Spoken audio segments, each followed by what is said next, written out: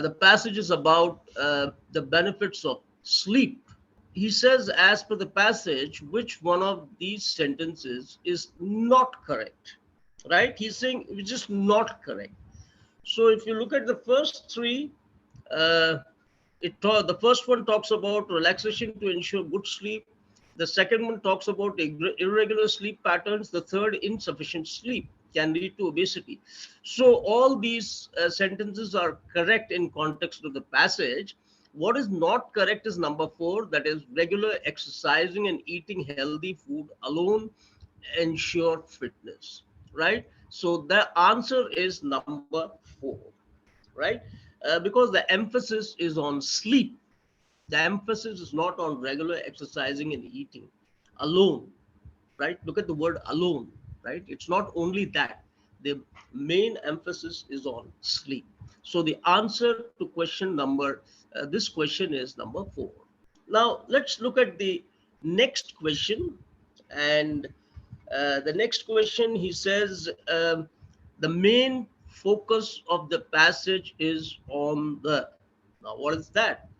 You know very well, after you have gone through the passage, the main focus is on the perils of insomnia and irregular sleep patterns. We saw that. The dangers of sleeplessness. Insomnia is sleeplessness, and irregular sleep patterns. You see, they lead to several kinds of diseases in your system. Even if you eat a healthy food and all that, uh, if you don't get the right amount of sleep, you end up with problems. So number two is the correct answer. He says, in what way does sleep contribute to a person's well-being? Okay, what does it do? Well, the answer is number one, by helping the body replenish its resources. You see, that is what happens when we go to sleep. Your entire system, you see, is in a way overhauled, right? Overhauled, and everything is set right. So the answer is number one. In order to remain physically fit, one must do what? The passage is all about sleep. So the answer should be number four, maintain a set sleep pattern. So the answer is number four. Let's take the next question now. The objective of the passage is what? Now, what is the objective of the passage?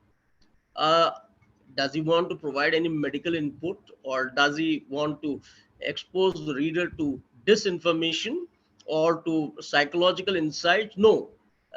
This is an advisory. It's an advisory, so the answer should be number four. He's just advising you. Well, if you want to reduce your stress levels, if you want to have a better routine, if you want to have what you call a better life without disease, then you should go for the right amount of sleep. So the answer should be number four. Being deprived of sleep can result in what? It can result in mental exhaustion. You see, that is the first thing. When you lose sleep, you suffer from mental exhaustion. You can see that for yourself in paragraph number 3. The last two lines, it affects the mental and physical abilities to prepare the body for the next day. It leaves the brain exhausted, affecting the natural functioning of the body. So you suffer from mental exhaustion, and number 4 should be the correct is the correct answer. We move on to the next question now. Now, this is all about a phone, you see, Apple phone. And you have here, you must have gone through the passage, and he says Apple's aim is not only to increase sales of its iPhones, but to draw people into Apple's ecosystem. In the context of passage, this statements mean what? That Apple seeks to do what? The answer should be number if you can have a look at the passage, you'll see for yourself there he's talking about the ecosystem in the first, second, third paragraph. You are basically giving a premium experience to your premium consumers. It might not pull up sales, but it pulls more people into the Apple ecosystem. So what is it? What does it mean? It means making more consumers, making more customers. So the answer should be number 4, which says bring customers into a network of related products which it offers, right? That is the answer here, number. Now we come to the next question, and the main point the passage makes is that Apple needs physical stores, then needs new branding and marketing, has realized the strategic importance of the Indian market. That is the answer, number 3. Number 3 is the correct answer. And I think I read somewhere in the passage also, the iPhone is still an aspirational product in the price sensitive Indian market. And then Apple, you see, is using, is actually strategizing, right? To enter the Indian market, to make sales in the Indian market, right? That is what the passage is about. So I think you have, if you have bits of information, if even if you look up the paragraph, it starts with setting up. He talks about the country is now big enough for Apple to be actually interested in expanding operations here. So you have the answers in bits distributed over the passage. So the answer is number 3. Based on the passage, which one of the following is not true? Not true. Remember that it's a question, negative question, right? Which one is not true. So the not true is regulatory restrictions were eased in 2023. It's not true. Because the regulatory restrictions were not eased in 2023, but I read it somewhere in way back in 2019 or something, right? If you look up and see that, yes, in 2019, the first paragraph, the Indian government relaxed some investment rules, right? So it's not 2023. So you have the answer here, and number 2 is the correct answer, right? Okay. The next one, the Apple retail stores in India will, the answer should be will not materially impact sales of iPhone. That is the answer to question. The other 3 aren't correct. The answer is the Apple retail stores in India will not materially impact sales of iPhone. You have that also here in the passage. If you just do a little close reading, you will get it, because I saw that mentioned here. So the answer is number 1. Number 1. Okay. India, number 11. India is now the focus of Apple operations because it offers the benefit of a manufacturing base in addition to a market. That is the answer. For this, you have to go through the passage a little closely, because you will find bits of answers, you see, that has been distributed in the discussion in the passage, that India offers the benefit of a manufacturing base in addition to a market. So number 3 is the correct answer. Number 3. Now let us look up the next question. Apple's challenge while opening physical store is to what? Is to retain links with their partner sellers while drawing customers in their store. I think you have that mentioned in the passage also, that they have to what you call keep their links with the partner stores, right? Sub partner sellers, while retaining, you see, their this thing. Yeah, the last sentence to this flagship set, without alienating the partner sellers, right? Without isolating the partner sellers. So that is the thing here. Number 4.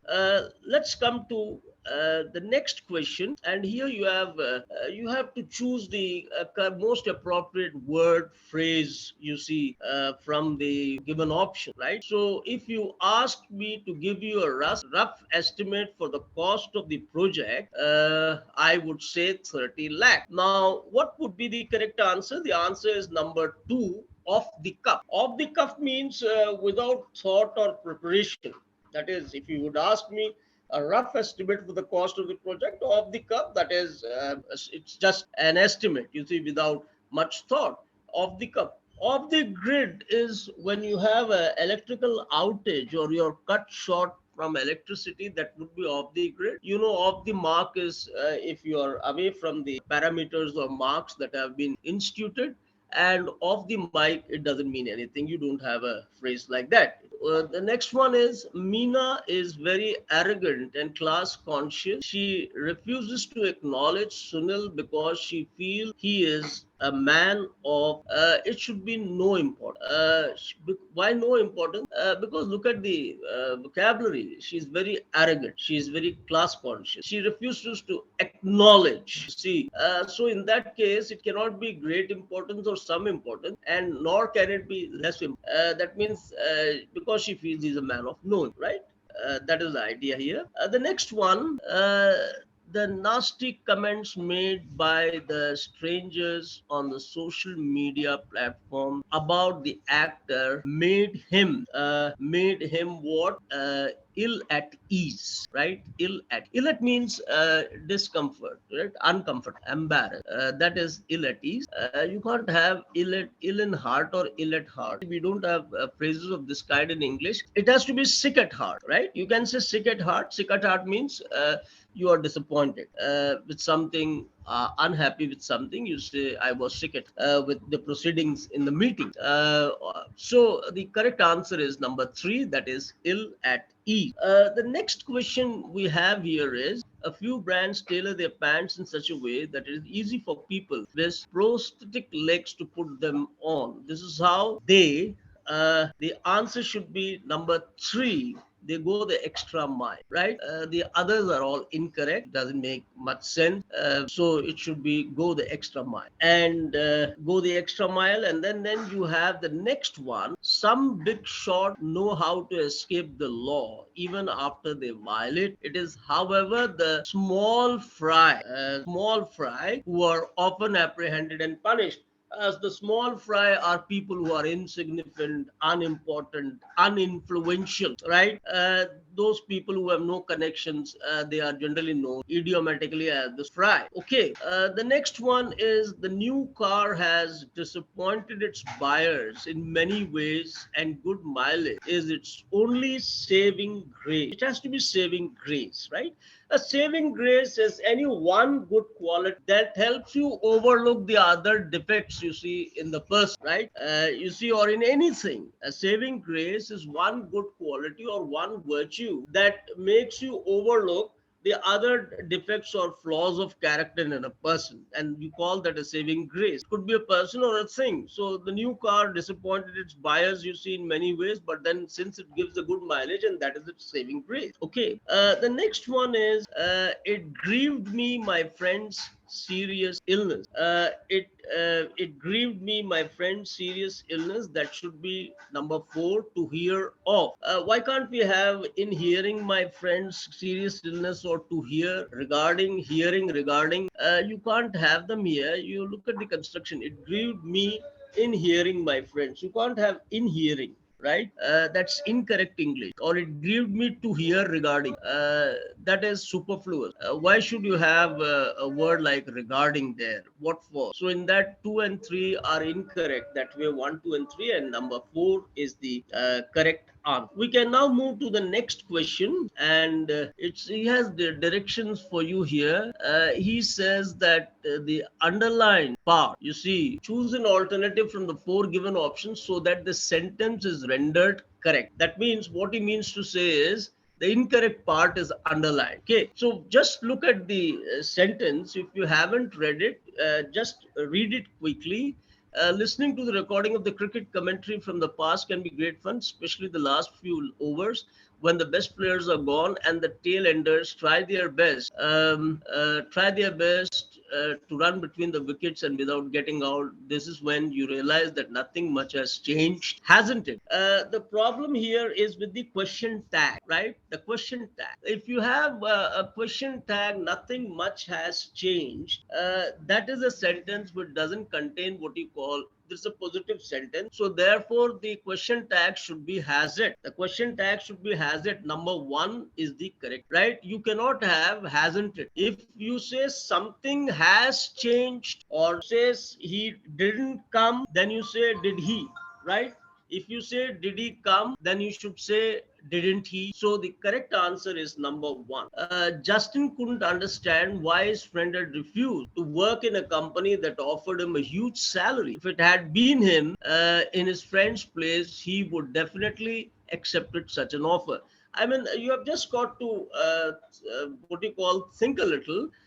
Look at the sentence beginning with if it had been. Now, that is what you call the unreal condition. The unreal condition has a past perfect in the if clause, then it should be followed by a would have, could have, might have, should have, and here we don't have would have. Would have here. So now let us look at all the what you call options here, because some of them have would have. So you say number one, he would have definitely accept such an offer. Now that is incorrect. He would have definitely accepted. So number one is wrong. Okay. Now number two. Let us look at number two. Have definitely accepted such an offer. That is correct. That is the correct answer. Number three repeats have twice. Have definitely have accept. That is in. And number four, I think, repeats the underlined part. That is in. So the correct answer is number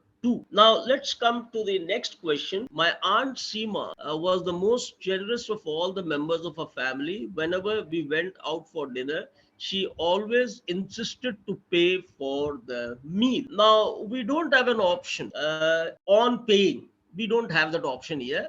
So out of the given options, you choose the right one. And the right option here is number four, that she pay for them. The others are ungrammatical.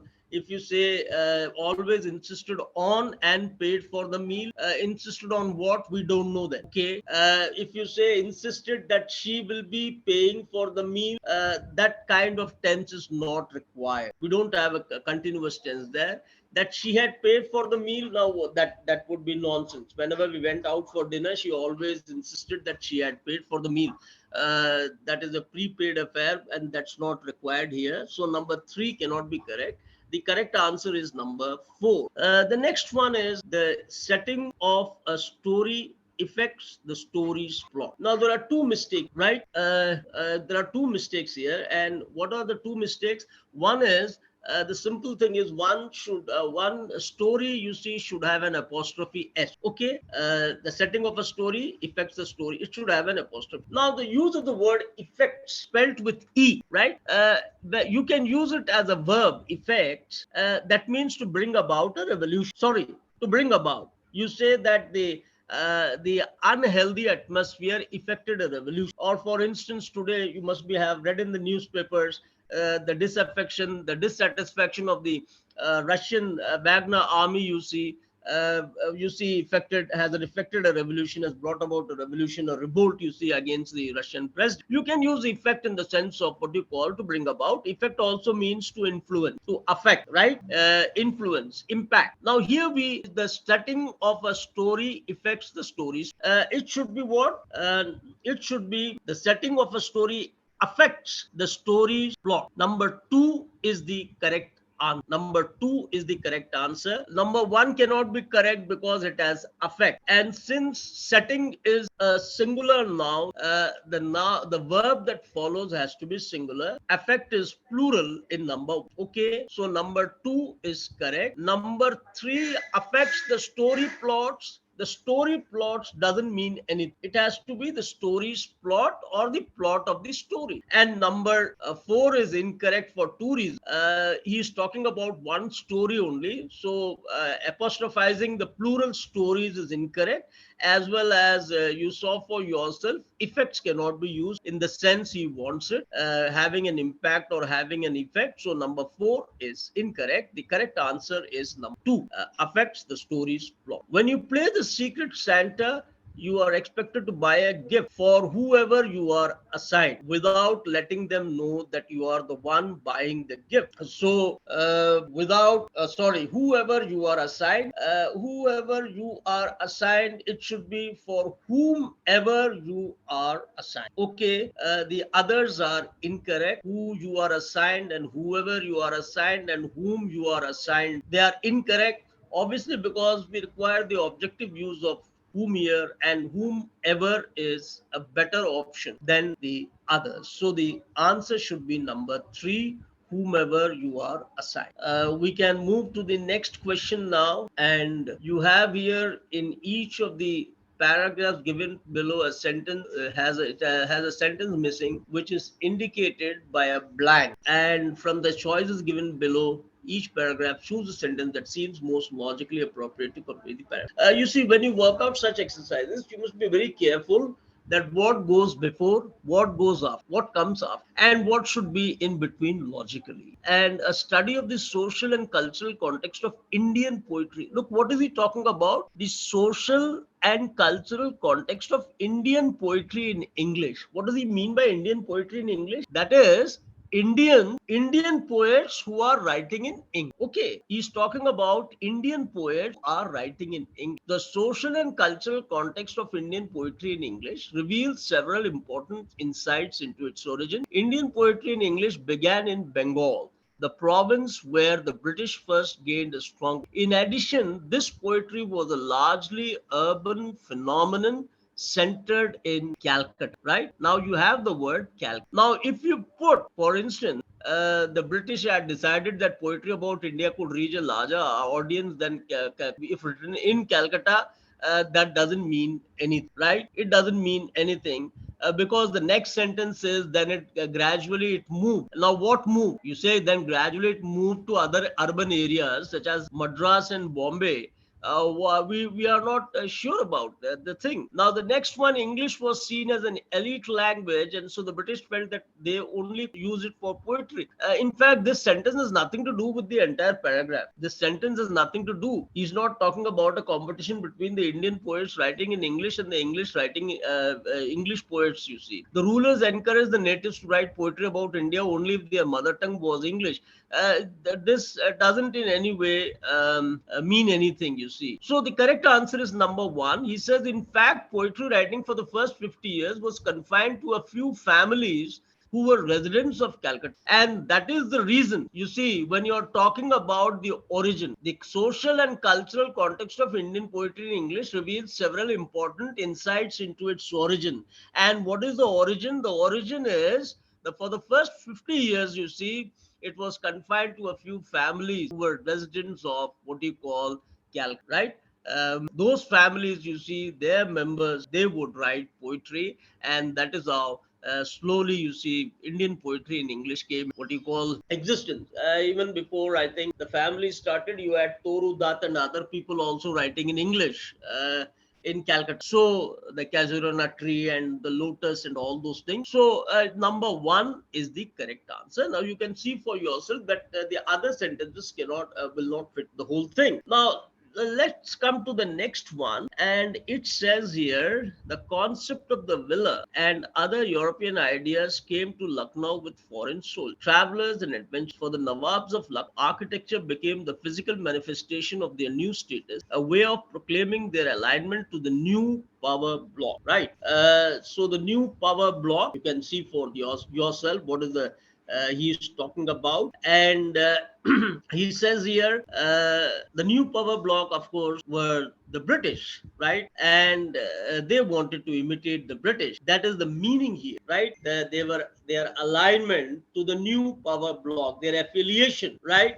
So in that sense, number three should be the answer. The Nawabs of Lucknow fancied building palaces and that resembled British ancestral home, right? In their attempt to ally themselves with the British thought, with the British way of living, with the British way of what you call existing, number three should be the correct answer, because there is a logic involved here. You see, villas hence provided an ideal substitute. Europeans sold to the Nawabs the idea of villas based on the designs and publications carried by them and often aided by memory. The building chosen as a prototype for the famous Dilkush Koti was a country house in Netherlands. So now you can see, if you go through the entire passage, you can see for yourself these Nawabs were trying to imitate what you call the British, their alliance, their closeness to the power bloc. So therefore, number three is correct answer. In the late 1960s, architect Charles Correa began his career as an urban planner, creating New Bombay, now Navi Bombay, an urban area that provided housing and job opportunities for many who lived across the harbor from the original city. In the midst of overpopulated cities, he tried to create quasi-rural housing environments. In all of this urban planning commission, Korea avoided high-rise housing. Now the point is, if Korea avoided high-rise housing solutions, then what should logically follow? What should logically follow? It should be number two. He focused on low-rise dwelling solutions that emphasized the human scale and created a sense of community. That is what he was working for, not for the high-rise, but a focus on the low-rise dwelling solution. So the answer should be number two. Conflicts are now brewing over rivers and river basins shared by many countries around the world. This is not unexpected given the fact that more than 200 water bodies are shared by two or more countries. Strife over water, for example, is erupting throughout the Middle East, from the watersheds of the Nile to the Tigris and the Euphrates rivers. So, what is he talking about? He's talking about conflict over rivers and river basins shared by many countries. And he says 200 water bodies are shared by two or more countries, and therefore there is a struggle, fight over water in the Middle East. And you see, he says from the Tigris to the Euphrates River. So, what do you think should be logically the first sentence? It can't be number one, because this has to relate to the conflict. The sentence has relate to the conflict, and the only sentence that relates is number four, with water becoming very scarce, increasingly scarce, and development of new sources of water extremely costly. International water tensions are expected to rise. You see, it has to be related to the word conflict there. So number four is the correct, because logically, if you say, well, conflicts are now brewing, then it should be preceded by something which indicates the conflict, right? So this indicates the conflict, that water is scarce and new development or sources of water is costly, and are costly, and therefore international tensions are. So the correct answer is for number 28 is number 4. Some of these sentences below have words that are missing. Choose the option from those that below to complete the sentence. You have to keep in mind that you have three blanks, and all three blanks should get the correct, what you call, triple. You see trio here, the three words. So what you do is you just try experimenting. Suppose you say that you may have to put your family life on. Now, if you say microscope, it doesn't mean it. So, working from home requires that you may have to put your family on microscope. Now, what that doesn't mean anything. You see. So number one cannot be the answer. Okay, let us look at number two.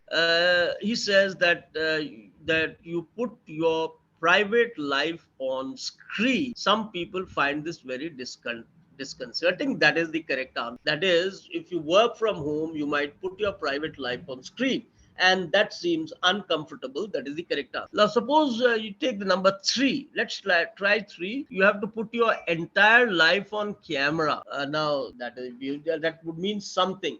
You see, in English, if you say he was in camera or he appeared for the camera, that would possibly mean there's a shooting or something going. So that is not the meaning the sentence wants to communicate. So three is incorrect. Put your number four. Put your actual life on video. Now that doesn't mean anything. You put your life on video. Put your life on screen. That is, you might be what you call visible to others. So number four is incorrect. The correct answer is number what you call two. The next one, the culture of the 21st century on an increasingly, and then you can read the sentence for yourself and see that you are talking about an increasingly. Now, it cannot be increasingly nominal scale. Okay. So that is incorrect. I mean, if you're talking about something increasingly is oriented around the practical principles of utility, effectiveness, and impact, then you can't use the word nominal. Okay.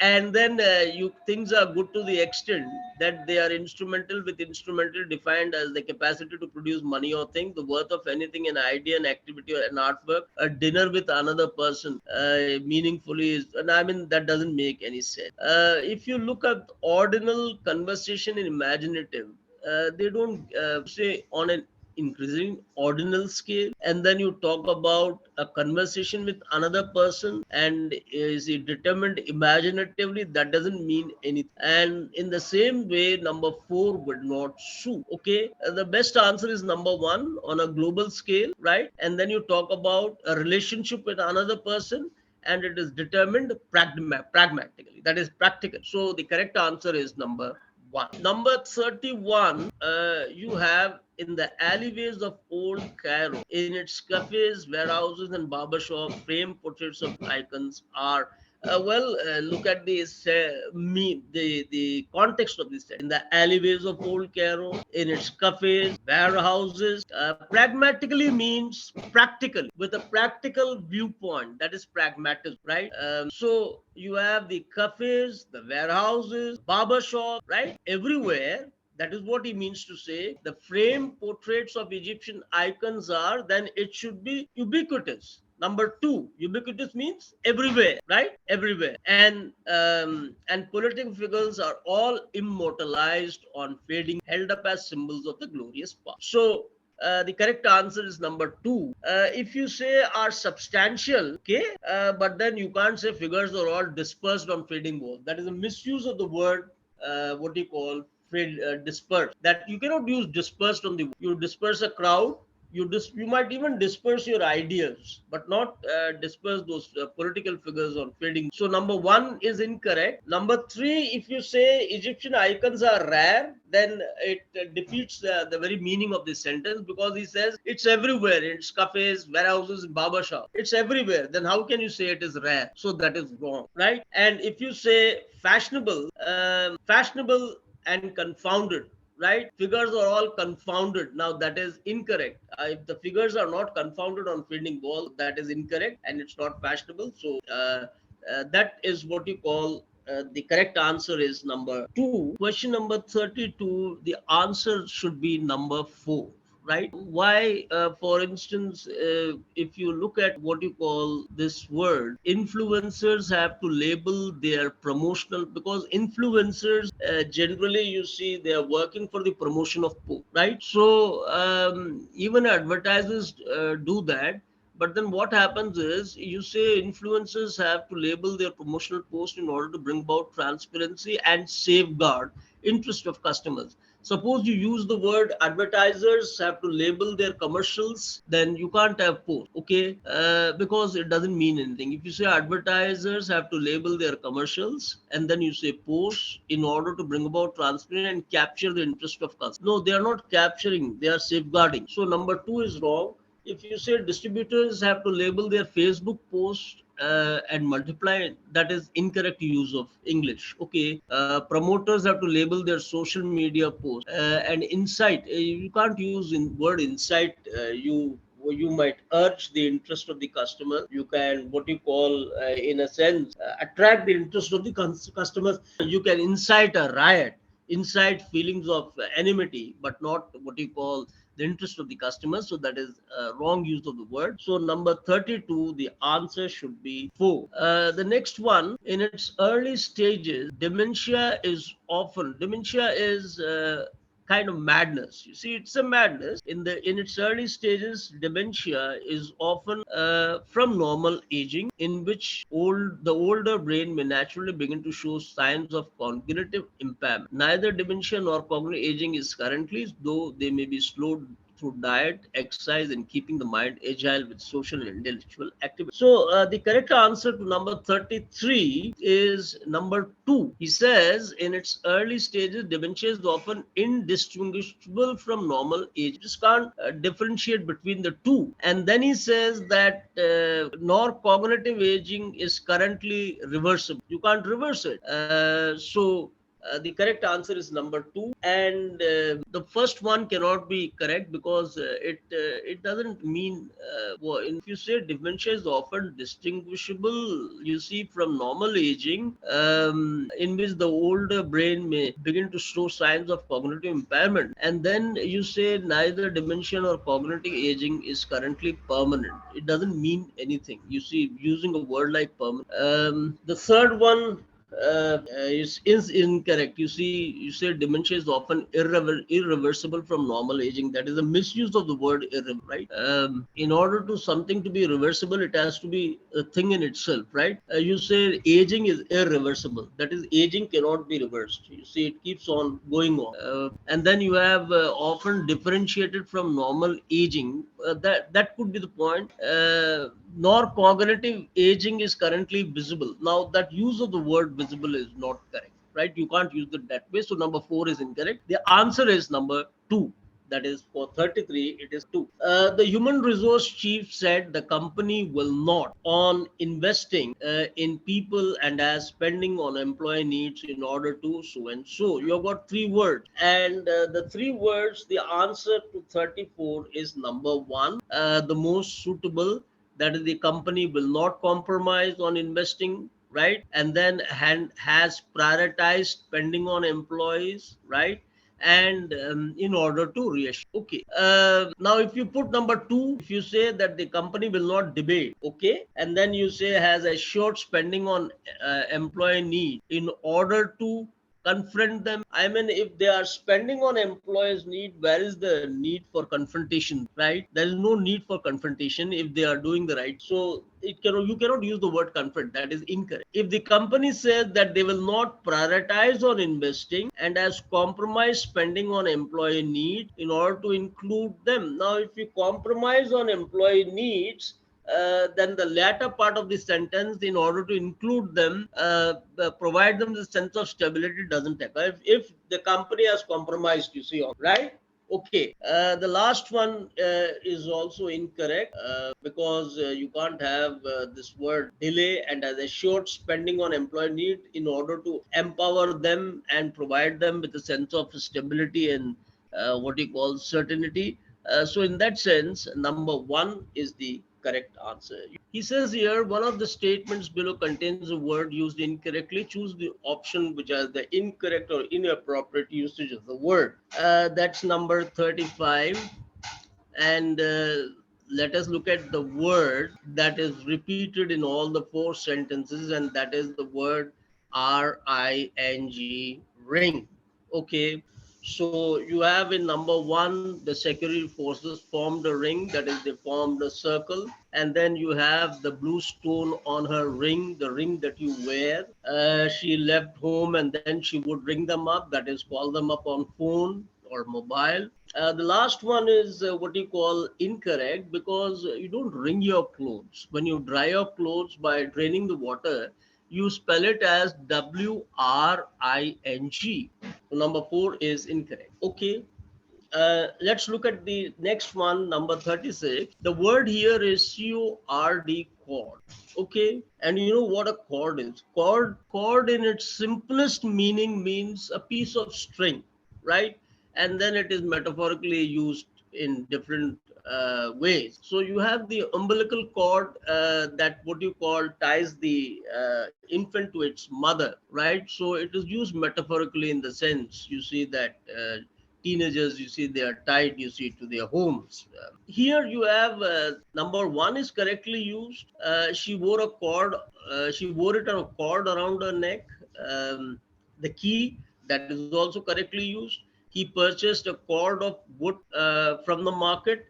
That is also correctly used. The incorrect use is the musician would hear a chord in his head. You see, here it should be CHORD. A chord refers to what you call a tune or a note, a musical note. So the correct usage is CHORD, right? So number 2 is the answer, and 2 incorrectly uses the word chord. The third one is number 37. You have the word climate in number 1, in number 2, and in number 3. All these 3 means referring to the climate. Okay. Number 4 should have been climactic. CLIMAC.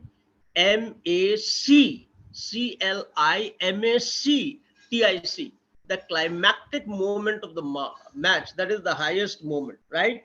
The highest point. That is climactic. CLIMACTIC was when the captain got caught behind the wicket. So climactic is an adjective formed from the noun climax. CLIMAX. Climax means the highest point, right? So number 4 is the sentence which has the incorrect use of the word. Let's go to the next one. You have a word again here which is used incorrectly, and that is the word further. Look how is it used to answer further questions. Now in number 1, you have further questions, that is any more questions, additional questions, okay? And then you have the word I live farther away from college. Farther means a little distant, you see, a little distant. Farther and further, further is generally used when you want to indicate the idea of moreover, in addition to, right? And farther you use it when you want to refer to distance. We need to discuss this problem and frustrate any further. That is correct. The incorrect usage is number 4, where he says here that if you need to further your career, that is incorrect. It should be if you need to further your career, further, right? So that is incorrectly used. The next thing is what you call number 39. It was a full moon night and the tide was high, right? In all these sentences the problem is the word tide, okay? In 39, when you're talking about the tide, then you should spell it as TIDE. When you're talking about the water tide, it should be TIDE, not TIED. So number 1, you see the word tide is incorrectly used. In the other 3 sentences, tide is correctly used. You can tie up with a global conglomerate. That is, what do you mean? You tie up means that is you are in partnership. Okay, they eventually tied the knot. That is, they got married. Okay, the bags placed on the carrier were not securely tied. That is, they were not fastened. You see, they were not tied properly. They weren't fastened properly. So the 2, 3, 4 are correctly used. The mistake lies in number 1. Let's come to sentence number 40. And here the problem is the usage of the word, what you call grave. Okay, how do you use the word? Idiomatic use of went to grave, go to grave, right? You have the word number in number 2. You say that non-payment of rent was a grave matter. That is a serious matter. You have grave allegations in number 3. That is serious allegations. And then all the flowers placed on their mother's grave. That is the tomb, right, in which she has been buried. You see, you have the grave there. Now, what's wrong with number 1 then? You see, in number 1, you have the idiomatic use. The pet dog could not come to terms with his master's death and went to its grave. Went to its grave, right? You can't say went to grave for him. Now that doesn't mean anything. So number 1 is incorrectly used. The word phrase to its grave is incorrect. It should have been there. So it's incorrectly used. Now again, you have here, you have to rearrange, you see, these sentences so that you know logic, you get the logic out of, right? You have to get see the read the directions. He says when properly sequenced form a coherent paragraph. Each sentence is labeled with a number. Decide on the most logical order and enter the sequence of numbers in the space. Okay, now when you work on such exercises, you must keep in mind that you must at least look for some keywords, words of reference. I mean, one sentence is connected to another sentence by the use of a pronoun, by words like which, such, that. You see, one sentence is connected to the other sentence. You see, it's also connected by way of thought. The thought should be connected. Okay, now let's come to number 41, which and you must have already gone through it. So if you look at number 41, you can see for yourself, you have this word participation in environmental education programs can motivate children to act responsibly towards the environment. Now that is a general statement. It can come at the beginning. Okay, he talks about children being motivated, and in order to support that point, you must take number 4, which says 600 elementary school children from various social and linguistic groups participated in an ocean pollution education program. Okay, so look how it goes about. The first one talks about the responsibility towards the environment. The second sentence gives you an example. You see that 600 children, and they participated in a particular, what you call, environmental program which had to do with ocean pollution. So number two is followed by number four, and then you have number three. They were motivated. Now they refers to what? They refers to the children. Okay, and we have already talked about children in number two and in number four, and they refers to number the children. And the last one, of course, would be this instance. So what is this instance refers to? What this instance refers to that what you call the participation, right?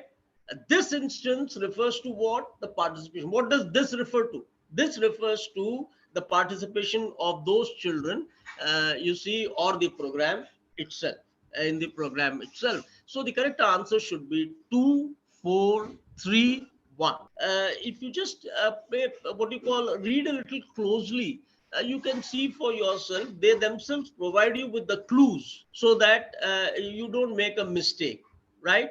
For instance, most part of the time, you should always, I mean, in general, I'm talking about it. You can start with any sentence, any statement which is a little general, you see. For instance, in number 42, you can't start with once they reach a high altitude. If you start with number one, it doesn't mean anything. What does they refer to? Okay. An expert from the team explained. Which team? The team we don't know. So you can't start the sentence with one or two. The wind carries them off. Whom? Them refers to what? You can't start the sentence with three. You see, you don't have the antecedent. Suppose you say, well, I am going to start the sentence with one. Once they reach a high altitude, you say, well, who are you talking about? Who are they? And then expert from the team. Which team are you talking about? And the wind carries them off. Who are you talking about? So the only option we have here is we start with number four. A group of researchers were surprised to find that clouds had carried drug-resistant bacteria over a long distance. Number one should be, the first sentence should be number four. Okay, then the second sentence. The second sentence, an expert from the team. Which team?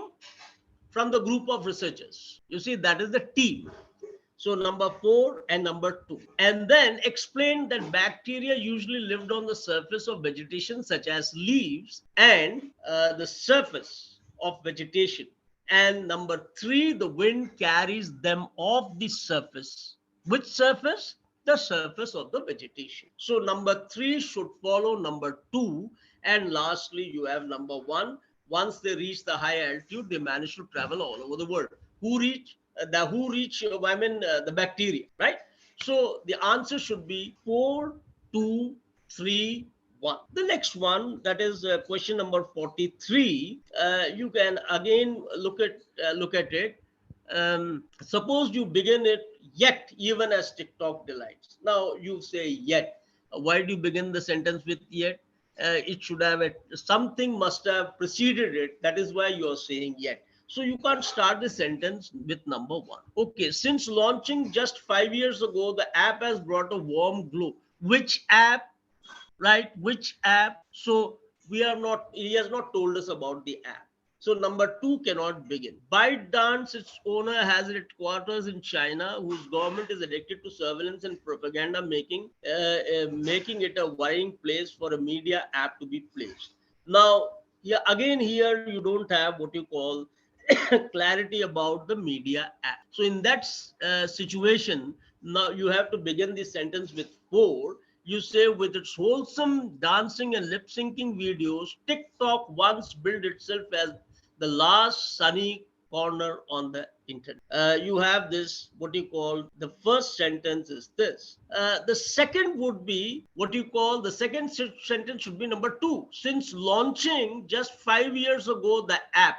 Now, which app? That is TikTok. He's talking about TikTok. So it's 4 and 2. And then he says has brought a warm glow to its 1 billion plus users, as well as an icy dash of competition to the social media incumbents of Silicon Valley. Yet Even as TikTok delights consumers and advertisers, others believe the Sunny app has a dark side. So you see number 2 and number 1, you see they are a little opposed to each other. And that is why he begins the sentence with yet.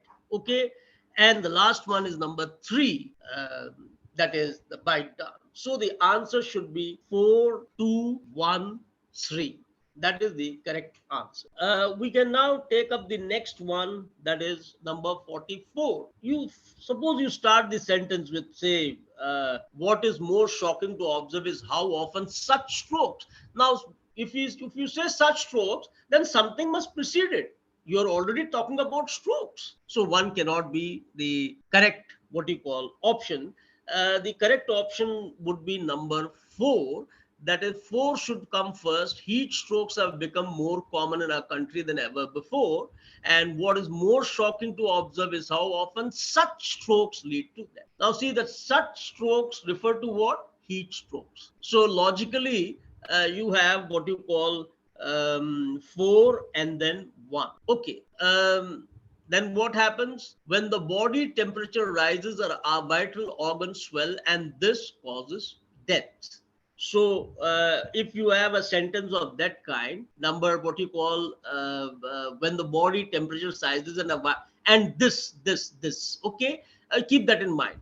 And let us look at number 3 now. He says uh, one main reason for this is that people underestimate how badly heat can affect the body. You see, what is more shocking to observe is how often such strokes lead to that. And one reason for this is that people underestimate. So it should be what you call 413. One main reason for this. For what? For this. For what? For what you call that such strokes cause death. Okay? That people underestimate how badly heat can affect the body. So it should be 413. And lastly, it is 2. It should be 4132. And that is the correct option. The last one, he says, number 45. But the mutiny, you can't begin this. But the mutiny of Vishakhapatnam predates this. This means what? You see, using but at the beginning and then this at the end, what does this refer to? So one cannot be the correct option. Instead of going against their heroic leaders, the Sepoy attacked the British, who had managed to escape from the town. Okay, and then the Sepoy mutiny, and then it happened. Now, it happened cannot be the first sentence. You have a choice between 2 and 3 to be the first sentence, and 3 is the correct option because you say the Sepoy mutiny of 1857 in the garrison town of Meerut is regarded as the first war of independence.